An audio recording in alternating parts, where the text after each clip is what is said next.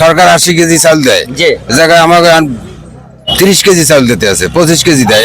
এখন আপনি চেয়ারম্যানের কাছে গেছিলেন? হ্যাঁ, হে কইছে আমি কিছু জানি না। কুসুম মেম্বার কইছে, পুরুষ মেম্বার খাইছে। কিছু কুচক্র মহল তারা আমাকে নির্বাচন না করতে দেওয়ার জন্য এই ষড়যন্ত্র চালাই দিচ্ছে। না, এইটা যদি আমি বলতে চাই না, তখন পুরো পরিষদ সব ফাঁসি।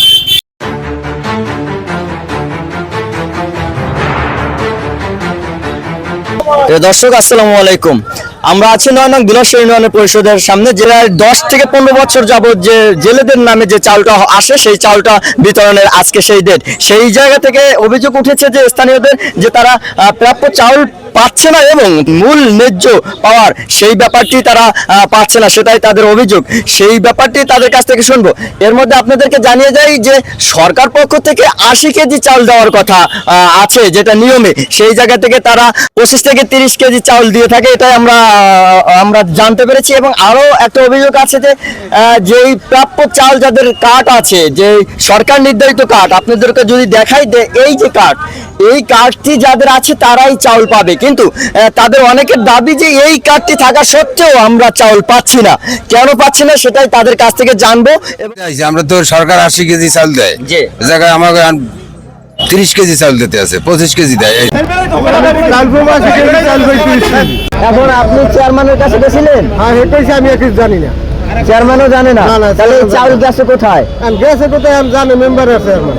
10 কেজি 80 কেজি পাওয়ার কথা, আপনি কয় কেজি পাইছেন? 30 কেজি বস্তা পাইছে, 30 কেজি বস্তা পাইছি, চাল লই আত্মনু। এই যে চাল দেয় কে?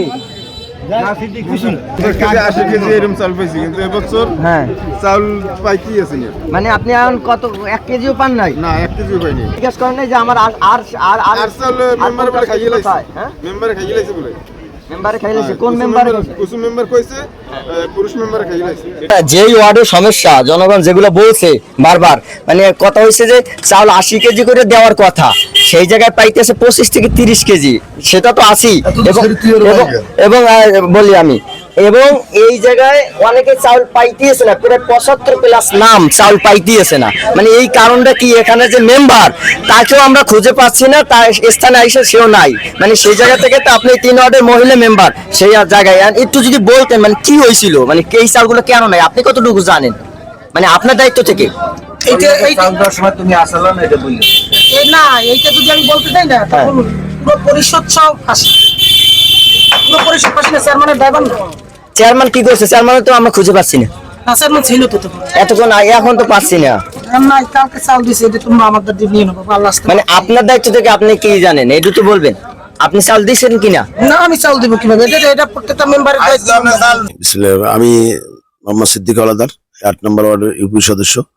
মূলত আমি এখানে যারা জেলেরা আছে, আপনারা হয়তো জানেন, আমরা জেলে নাম কম পাইছি, এটা সরকারি থেকে ইউনিভার্সিটি ওখান থেকে আসছে কম। তো এই তুলনায় আমরা সর্বোচ্চ জেলেদেরকে সমন্বয় করে নিয়ে আমি সুন্দরভাবে চাল বিতরণ করি। আমি তো কোনো ত্রুটি নেই, আমি 80 কেজি করে চাল বিতরণ করি।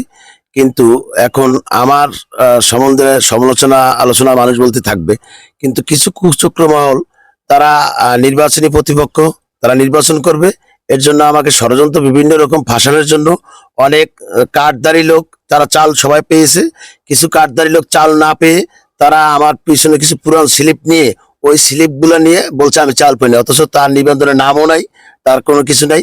তারা এইভাবে একটা ষড়যন্ত্র করতেছে। তো আমি বিশেষ করে এই 8 নম্বর ওয়ার্ডের এই জনগণকে আমি বলতে চাই, আমি যে মানে যে কাজ করছি, এই থেকে আমার কাজের ভিতরে মানুষ বলতে ভুল ত্রুটি থাকতে পারে, তো কোনো ত্রুটি নাই, তাদেরকে নিয়ে সমন্বয় করিয়ে করছি, আমি সুন্দরভাবে বিতরণ করছি। আশা করি আপনারা জানেন, বিগত দিনে আমার 5 তারিখের পর থেকে আমরা একটু চাপে ছিলাম। তো আমার চেয়ারম্যান মহোদয় ছিল এবং আমার মহিলা মেম্বার উপস্থিত থেকে তিনি সব চাউল আমরা বিতরণ করি, চেয়ারম্যান এবং সচিব সবাই উপস্থিত থেকে। কোনো ত্রুটি হয় নাই। কিছু কুচক্র মহল আমাকে ফাঁসানোর জন্য বিভিন্ন ষড়যন্ত্র চালিয়ে যাচ্ছে। তো আমি আল্লাহর কাছে বিচার দিই, আর এবং 8 নম্বর ওয়ার্ডের এই জনগণের কাছে বিচার দিই। যদি আমি অন্যায় করে থাকি, আল্লাহ আমার সাজা দেব। যদি অন্যায় না করে থাকি, তাহলে আমি যেন আল্লাহ আমাকে কোনো বিপদে ফেলাইতে পারে না। ইনশাল্লাহ আমি আগামী টাইম নির্বাচন করবো, সেইভাবে আমি প্রতিশ্রুতি রাখতেছি এবং আমি সেইভাবে চলতেছি। কিছু কুচক্র মহল তারা আমাকে নির্বাচন না করতে দেওয়ার জন্য এই ষড়যন্ত্র চালিয়ে দিতেছে।